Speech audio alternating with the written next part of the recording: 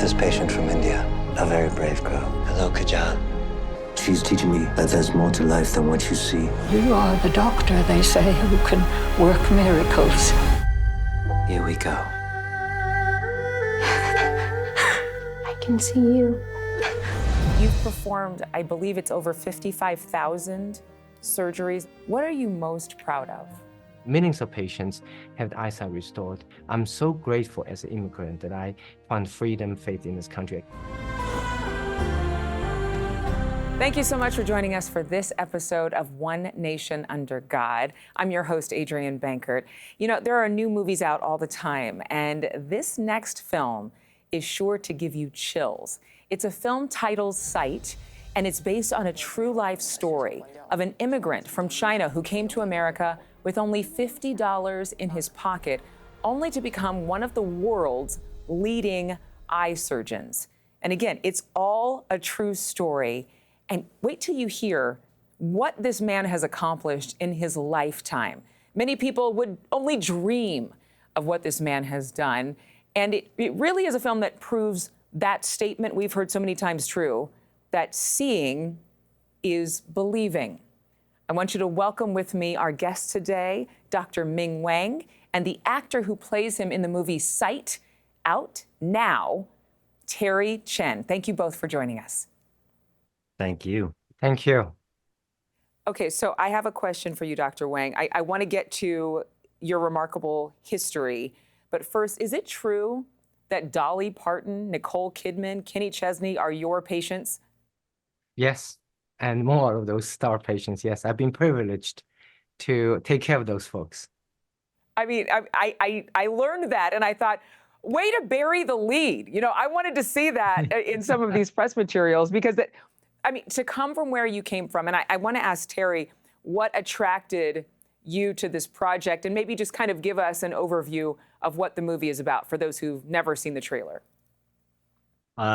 This film Sight is about this incredible man's journey from coming from China, becoming an immigrant in America, and succeeding through incredible discrimination and obstacles in his life, graduating Harvard, MIT in the 99th percentile, and becoming a world-renowned eye surgeon, taking care of celebrities clearly, and his incredible inspirational story. It was brought to me by my agents, and I did a little bit of research about Dr. Wang online when I read it, and I didn't know much about his life at that point, but came across some incredible videos of some children that he helped during his early years, and one of them was a little girl named Maria, who, and this is all on YouTube, you can see her revealing the bandage off her eyes, and she has sight. And what a miraculous thing to behold. You know, you see it right there. Andrew Hyatt, our writer-director, brought together an incredible script that really resonated with me, coming from immigrant parents from Taiwan back in the 70s. So it was an incredibly inspiring, and it's been a privilege and an honor to play such an important figure in history.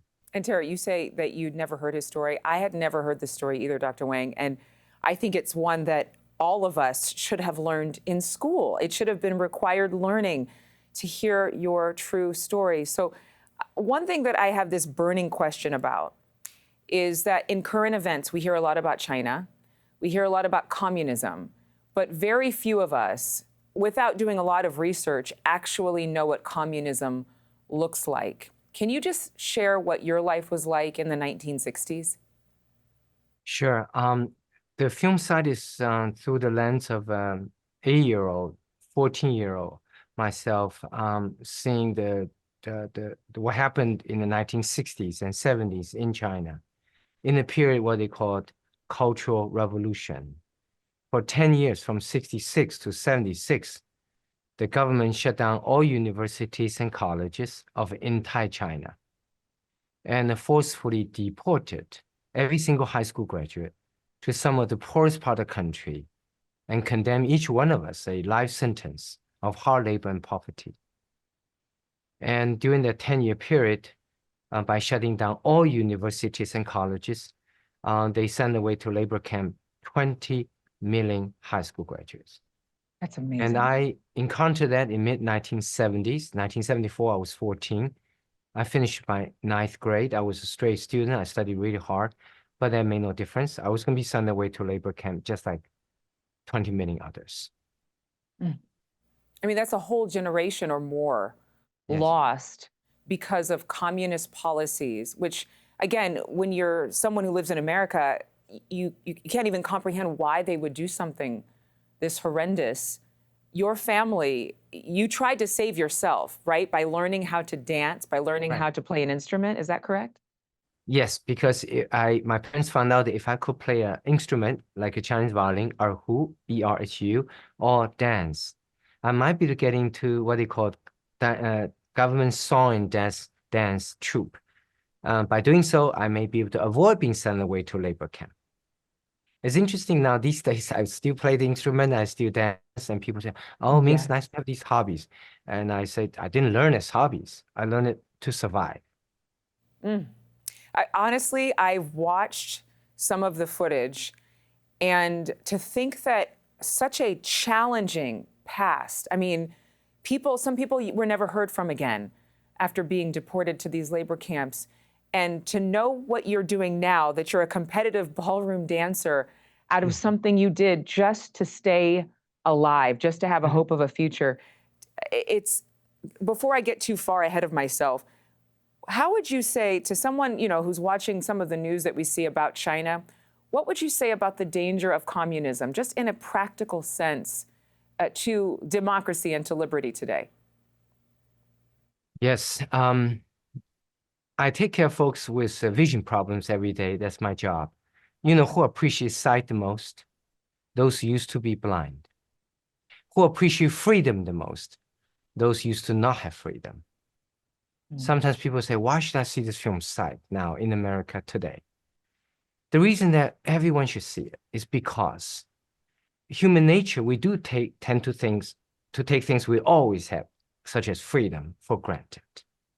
But it might just be beneficial to all of us here in America to hear the story, see a film of someone who used to not have freedom, and then come back to see what's going on in our country and realizing that what a blessing to live in a country with freedom, and how much we need to see the positive of this country, positive about America, and keep on focusing on the negatives, the deficiencies, but for once, turn around and look at the positive things about this country and see how much we need to work together to build up America by working across political hours, racial divides, and ethnic divisions, and put God and the nation above everything else. And you mentioned God. I mean, we happen to be highlighting this film because there is a faith message in the movie. You were raised, I believe, an atheist. Is that right? Yes. Yes. Have you seen this film, God's Not Dead? It's a wonderful Christian film. In that film, there's a cute little Chinese student who went from being atheist to a believer. And that was me in that film, God's Not Dead. Notice I used the word cute. So anyway, it's in that film. My life was like that. I came to this country, finally got a chance to study. In the Cultural Revolution, I was not allowed to study, so I was not interested in anything else except science. But it was in this country, America, that I not only have found freedom, but also, and more importantly, found faith in Christ. And your story is so remarkable. Once getting that faith, and then you actually do something that is written about in Scripture, in the Bible, about Jesus healing the blind, giving sight to the blind. Terry, one other thing that I think people will notice about this film, if they step back, is it's one of the first films we've seen in a long time with a Chinese lead character who is not a martial artist. How important do you think that is? It's so important. I mean, and thank you for mentioning that. There's been so many depictions of Asians in film and media, and one specific facet of our culture. And I think it's so important for every culture across the board to have diverse stories, because, people are not just one specific thing. And I think representation and diversity in film and in media is extremely important. And bringing a story like this to the forefront, and having Angel Studios be such an incredible supporter of it, as we're releasing in 2,000 theaters nationwide is an incredible feat. But these messages of hope and faith and resilience and transformation really need to find an audience. And as I said, to have 2,000 theaters in a wide release is so important to us, because I feel personally that Dr. Wang's story is a pivotal and inspirational one, but everybody needs to hear it. We need to get in front of people. And it's a beautiful story. I mean, when I think about the parts, the lines that you convey, Terry, even in the trailer, about there are things that I can't forget, and that your past, it doesn't have to haunt you, but it can inform you. Did you have, any moments where you kind of had that out-of-body experience, where you're looking at your own life and you're thinking about your own path or your parents' and grandparents' journey to give you the life that you have now, and that you could see that all those things that were negative that happened to you can actually serve you today? Did you have those kind of revelations, Terry? Absolutely, absolutely. I mean, my parents immigrated to Canada in 1973 from Taiwan, and I'm the beneficiary of that immigration, and I'm so grateful of that every day. I think it's just been really important to highlight, a lot of the central themes that we have, involve not only faith but family. And for me personally, I think about the difficult times that I had growing up. The discrimination that I faced personally, that I had to sort of bring to the forefront to remind myself that, through these obstacles, not unlike Dr. Wang went through, really shape and form us. Pressure makes diamonds, and I think that with the whole Cultural Revolution and his immigration to America, it really set him on a path to help millions of people through his incredible foundation in Nashville for site restoration, and really shaped who he is today. So without that really controversial, difficult beginning to where he is now is an incredible transformation. You said something so brilliant there, that pressure makes diamonds. Dr. Wang, what would you say to some of the folks watching who might be younger and who think that some of the hard things are just injustices, and that we need to write a system? You have an organization called Common Ground in Nashville. I know about bridging some of those political divides, but can you just talk about the frame of mind that you've had to have in your life to not have self-pity or victimhood dominate your thinking? So, this is such an important question for our time in America today. Do injustices and discrimination exist? Yes. But the question is how to deal with it. What I've learned in life is that the answer to the question how to fight those injustices lies within each of us. It is up to each of us to take the responsibility for our lives, to stand up, work hard, make something of ourselves, and prove those injustice and discriminations wrong, rather than blame everybody else. Because blame on other people wouldn't cut it, because at the end, one has to be able to carry the responsibility oneself. And I think there are a little bit too much negativism in America today, that we tend to look at the imperfections and the insufficiencies of a nation. But I want to say this: America is a nation founded on two cornerstones, which is one is Constitution, the freedom, and one is the Bible, the faith. And that's why America as a nation attracted so many people, including myself as an immigrant, to come. Some of us put our lives on the line so that we can get to the other side. What's on the other side? An opportunity to live in America. The very fact America attracts people from all over the world to live here is because we offer something that human being needs: peace, security, love, and respect. So we renew our appreciation for this country, renew our understanding and recognition what's positive about this great nation. And let's work together to overcome our political divisions and ethnic divisions and race tension, and to really build up America. And we can work together. We can love each other despite our differences. We can put the interests of God and the nation above everything else. Hear, hear. the faith story here in terms of just believing that the impossible is possible. I mean, the story of children who were abused or their vision, their sight was taken, stolen from them. Terry, did you have a particular scene that you're proud of or that is memorable to you that you'll carry in your heart for a long, long time? There were many. I mean, for me personally, the scenes with Raymond Ma, who plays Dr. Wang's father, you know, the relationship between his parents and him really, you know, shaped not only, you know, where he is now, but, you know, started him on a path that led him to where he is now. And I personally have, you know, a quite emotional, you know, contentious relationship with my dad, and it brought so much emotion and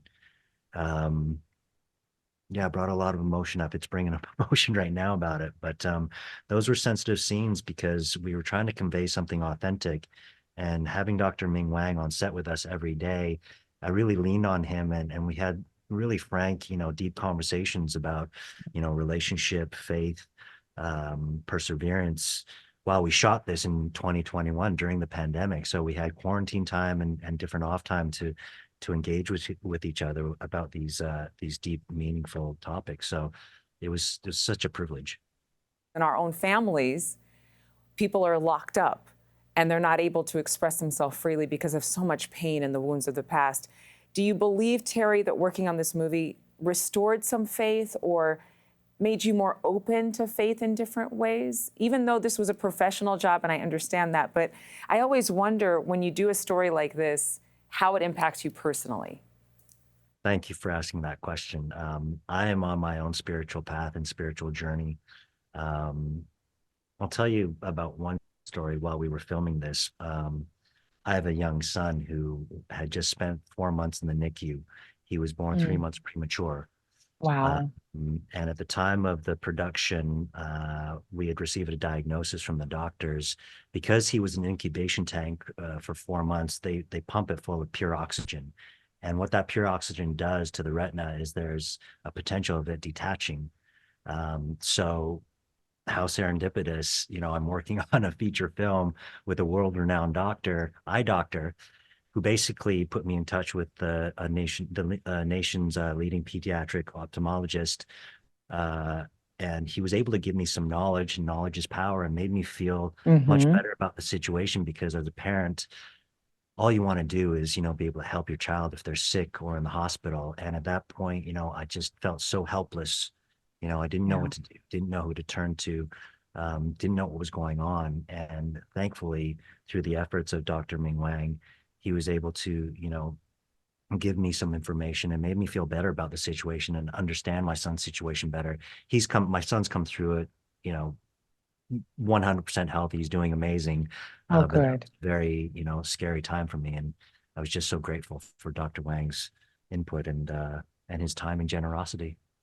Yeah, and friendship now, it seems a bond Yes. that's very unique now after working together so closely. Dr. Wang, you've performed, I believe it's over 55,000 surgeries involving 4,000 surgeons over the course of your career, in addition to all of these other accolades. What are you most proud of?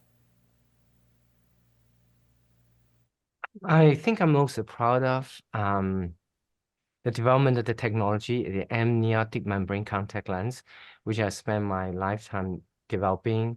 That is to study how we can reduce scar and restore eyesight in one of the leading causes of blindness, which is in the third world countries, the blindness due to injury and trauma and the malnutrition. And to do that study research to understand how the fetus, unborn child, can heal without scar, but performing the research at the same time, protecting life at the same time. And at the time, when I was doing research, I thought it would never happen. You know, there's no common ground between science and faith.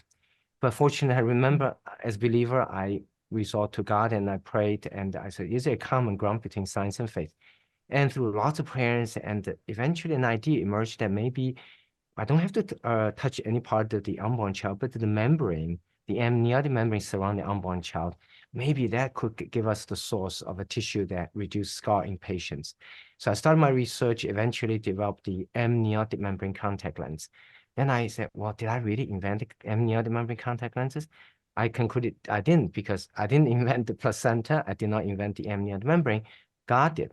The glory belongs to him. So I decided I'm going to just donate. I put the patent online, and I went around the world, about 20-year period, to about 50-some countries, taught over 10,000 eye doctors how to use this amniotic membrane technology.